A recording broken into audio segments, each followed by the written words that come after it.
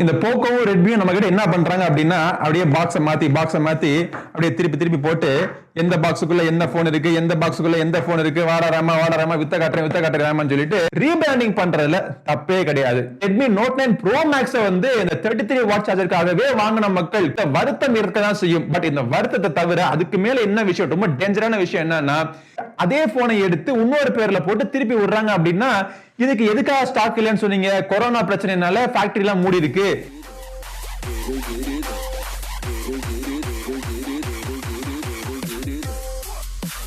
வணக்கம் நண்பர்களே, நான் உங்களுக்கு கிரிதர். போக்கோனுடைய ஒரு புதிய mobile phone Poco M2 Pro. இந்த மொபைல் போனை நம்ம சேனல்ல தான் முதல் முறையா ஒரு தமிழ் சேனல்ல, தமிழ் டெக் சேனல்ல இந்த மொபைல் போனுக்கான லான்ச் ஈவென்ட் நடந்தது. அந்த லான்ச் ஈவென்ட்டுக்கான வீடியோ பார்த்திருப்பீங்கன்னு நினைக்கிறேன். லைவா இன்னைக்கு காலையில ஒரு 12 மணி வாக்குல லைவா வந்துச்சு. அதை பார்க்கல அப்படின்னா அதை பார்க்கறதுக்கான லிங்க்கும் இந்த வீடியோ டிஸ்கிரிப்ஷன்ல விடுறேன். ஸோ அந்த வீடியோவில் இந்த Poco M2 Proல என்னென்ன ஸ்பெசிஃபிகேஷன்ஸ்லாம் இருக்கு அப்படிங்கிறத நான் உங்களுக்கு சொல்லியிருந்தேன். ஸோ இன்னைக்கு இப்போ இந்த பதிவில் என்ன பார்க்க போறோம் அப்படின்னா, பல விஷயங்கள் நம்ம பேச போறோம், பல விஷயங்கள் மனம் திறந்து பேச போறோம் அப்படின்னு சொல்லலாம்.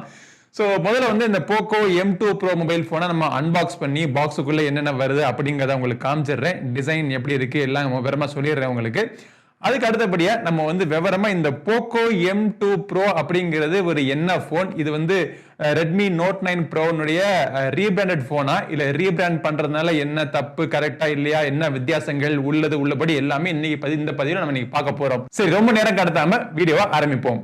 ஆல்ரைட், சோ போக்கோனுடைய பாக்ஸ் பேக்கேஜிங் எல்லாமே பாத்தீங்கன்னா கருப்பு கலர் பாக்ஸ்ல வந்து மஞ்சள் கலர்ல எழுதி விட்டுறாங்க. சோ இதுதான் அவங்களுடைய பிராண்டிங். இது சோ Poco F1 மொபைல் போன்ல இருந்து நம்ம இதுதான் பாத்துக்கிட்டு இருக்கோம். இப்போ Poco X2 அடுத்து இந்த Poco M2 Pro மொபைல் போனுடைய பாக்ஸும் அதே மாதிரி தான் இருக்கு. இந்த பாக்ஸினுடைய பின்புறத்துல இதுல இருந்து Qualcomm Snapdragon 720G processor run ஆயிட்டு இருக்கு அப்படின்னு சொல்றாங்க.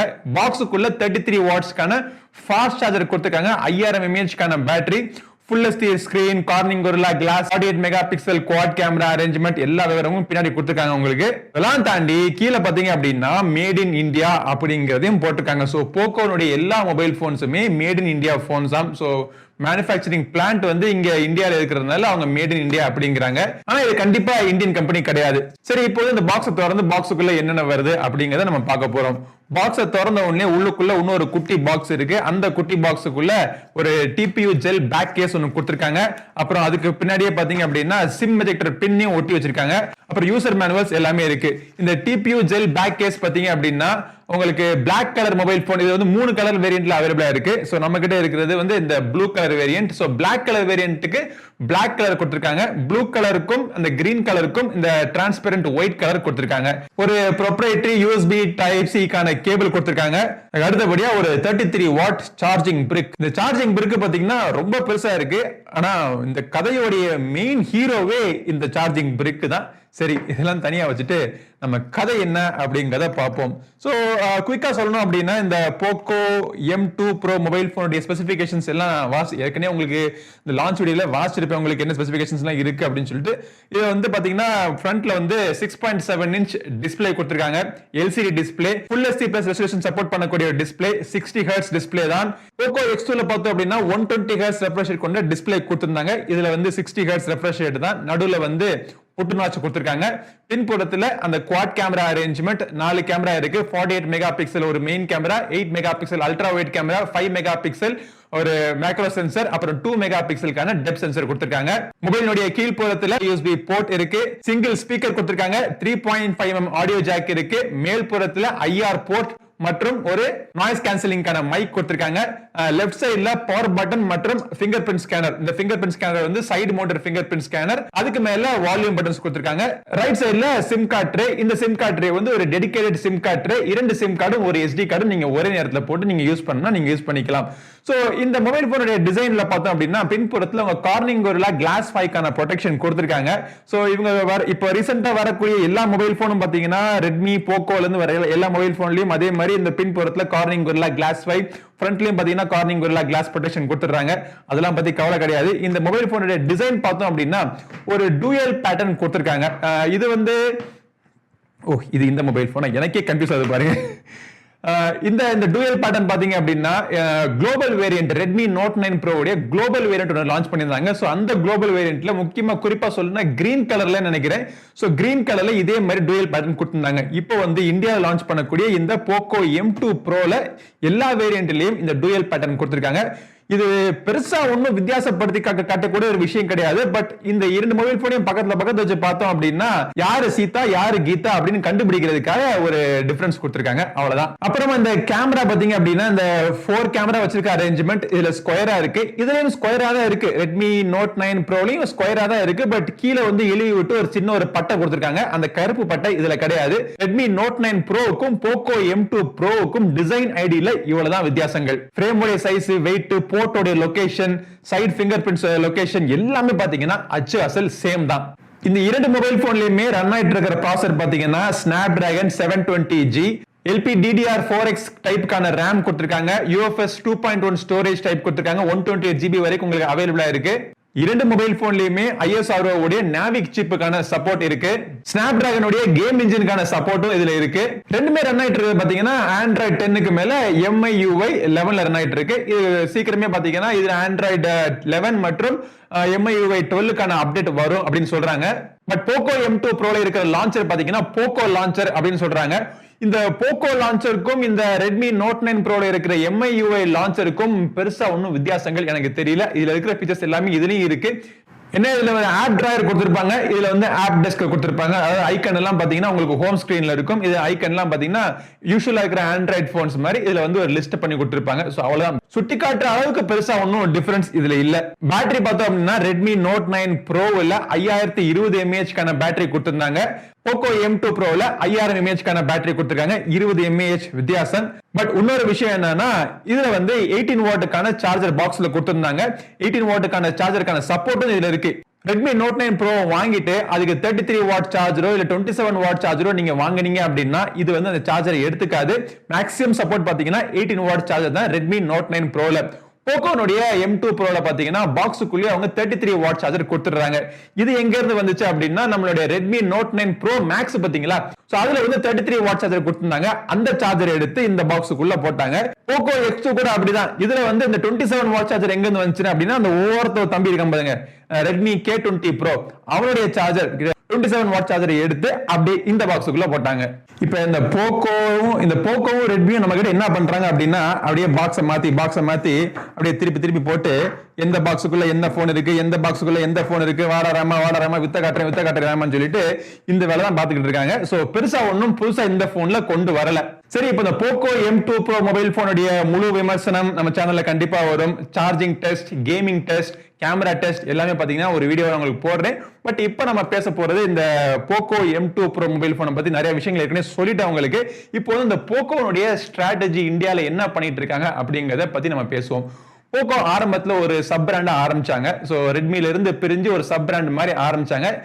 அவங்க ஆரம்பிச்சப்போ அந்த போக்கோ F1 சொல்லிட்டு ஒரு தாறுமாறான மொபைல் போன் வச்சாங்க. சோ இது வந்து முற்றிலும் ஒரு புதிய மொபைல் போன். எங்கேயுமே இது வரைக்கும் ஷியோமி கம்பெனி லான்ச் பண்ணாத ஒரு மொபைல் போனை இந்தியாவில் லான்ச் பண்ணாங்க. பயங்கரமான பிரைஸ் டிஃபரன்ஸ்ல அப்ப இருக்கிற அந்த OnePlus மொபைல் போனுக்கு செம்ம காம்படிஷனா இருந்துச்சு. போக்கோ F1 தொடர்ந்து அதே லெஜெண்டரி சீரீஸ்ல வந்து போக்கோ F2 வருமா, போக்கோ F2 ப்ரோ வருமா, மக்கள் பாத்தீங்கன்னா ஏக்கம் பயங்கரமா எல்லாரும் ட்விட்டர்லயும் சோசியல் மீடியாலயும் இன்ஸ்டாகிராம்லயும் எங்க ஷியோமி கம்பெனில இருந்து யாரு என்ன போட்டாலும் அது கண்டிப்பா ஒரு ரிப்ளை இருக்கும். போக்கோ F2 ப்ரோ எல்லாம் எங்க அப்படின்னு சொல்லிட்டு கேட்டு கண்டிப்பா ஒரு ரிப்ளை இருக்கும். அந்த அளவுக்கு மக்கள் எல்லாரும் கேட்டுக்கிட்டு இருந்த அந்த நேரத்துல அவங்க போக்கோ F2 மற்றும் போக்கோ F2 ப்ரோ லான்ச் பண்ணாம இந்த போக்கோ X2 அப்படின்னு சொல்லிட்டு ஒரு புதிய சீரீஸை லான்ச் பண்ணாங்க. இந்த புதிய சீரீஸை எதுக்குடா லான்ச் பண்றாங்க அப்படின்னு சொல்லிட்டு ஆரம்பத்துல எனக்கும் கஷ்டமா தான் இருந்துச்சு. பட் அவங்க என்ன பண்ணாங்கன்னா ரெட்மி K30 மொபைல் போனை வந்து ரீபிராண்ட் பண்ணி இப்போ இந்தியால லான்ச் பண்ணாங்க. ரீபிராண்டிங் பண்றதுல தப்பே கிடையாது. இப்ப இந்தியால அவைலபிளா இல்லாத ஒரு போனை ரெட்மி K30 வந்து இந்தியால அவைலபிள் கிடையாது. சோ இந்தியால அவைலபிள் இல்லாத ஒரு போனை அதுக்கு பேரை மாத்தி ஒரு காம்படிட்டிவான பிரைஸ்ல வந்து இந்தியால லான்ச் பண்ணாங்க.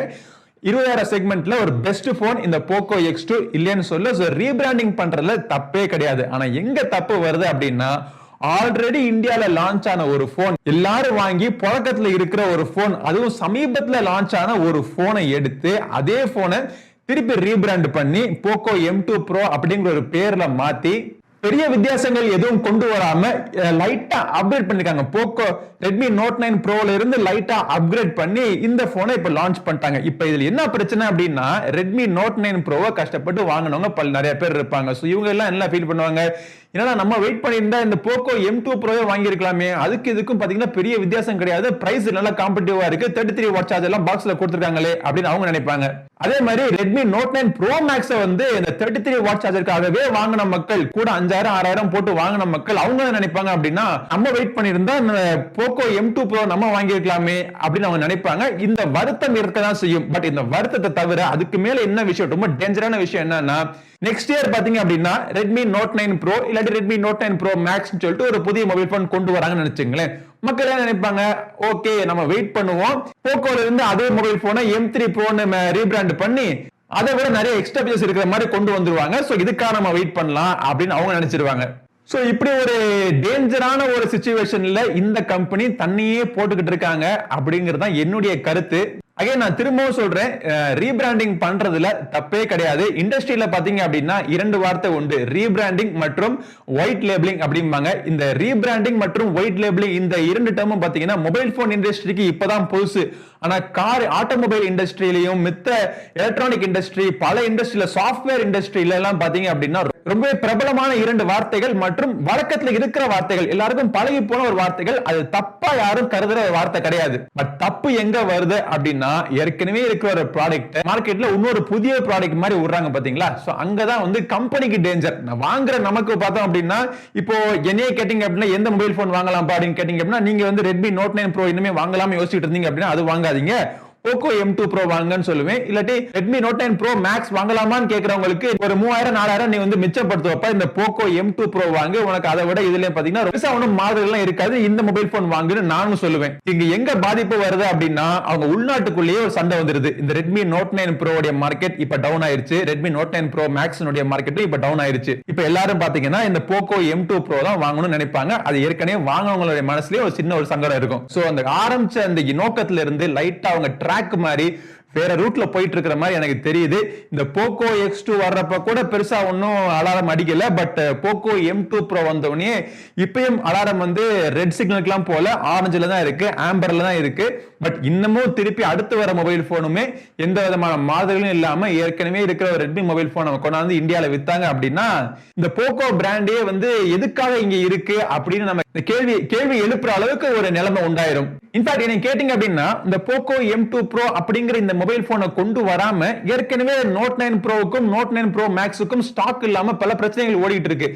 இதை அவங்க கொண்டு வரல கான்சென்ட்ரேஷனை செலுத்தாம ஏற்கனவே இருக்கக்கூடிய அந்த ரெட்மி நோட் 9 ப்ரோனுடைய ஸ்டாக்கை இன்க்ரீஸ் பண்ணலாம், இல்ல அது விக்கல அப்படின்னு நினைச்சாங்கன்னா அதுக்கான பிரைஸை ரெடியூஸ் பண்ணிருக்கலாம், இல்ல ரெட்மி நோட் 9 ப்ரோ மேக்ஸ்னுடைய ஸ்டாக் அவைலபிலிட்டி ஈஸியா ஆக்கியிருக்கலாம். இந்த மாதிரி பல விஷயங்களை அந்த போன்ல பண்ணிருக்கலாம். பட் அதே போனை எடுத்து இன்னொரு பேர்ல போட்டு திருப்பி விடுறாங்க அப்படின்னா, இதுக்கு எதுக்காக ஸ்டாக் இல்லைன்னு சொன்னீங்க, கொரோனா பிரச்சனைனால ஃபேக்டரி எல்லாம் மூடி இருக்கு, ஸ்டாக் ப்ரொடியூஸ் பண்ண முடியல அப்படின்னு சொன்னீங்க. அப்ப இந்த இதுவும் மேட் இன் இந்தியா தானே, அப்ப இதை ப்ரொடியூஸ் பண்றதுக்கு உங்களுக்கு கொரோனா பிரச்சனை இல்லையா? அந்த கொரோனா பிரச்சனை அப்படிங்கிறது பல பேருக்கு ஒரு ஷாக் ஆகி போயிடுச்சு.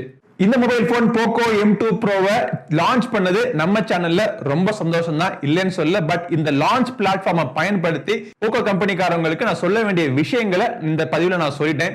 பட் இந்த Poco M2 bro mobile phone வாங்கலாமா வேணாமா அப்படிங்கிற விஷயத்தை நீங்க தெரிஞ்சுக்கிறதுக்கு இந்த மொபைல் போனுடைய முழு விமர்சனம் நம்ம சேனல்ல விரைவில் வருது. அதை மறக்காம மிஸ் பண்ணாம பாக்குறதுக்கு நீங்க பண்ண வேண்டிய விஷயம் என்ன, அந்த சப்ஸ்கிரைப் பட்டனை பிரஸ் பண்ணிடுங்க, கூடவே இருக்கிற பெல் பட்டனை பிரஸ் பண்ணிடுங்க. அடுத்த பதிவில் உங்களை மீண்டும் சந்திக்கும் வரை உங்களிடம் இருந்து விடைபெறுவது உங்கள் நண்பன் கிரிதர். வாழ்க தமிழ், வளர்க பாரதம். நன்றி, வணக்கம்.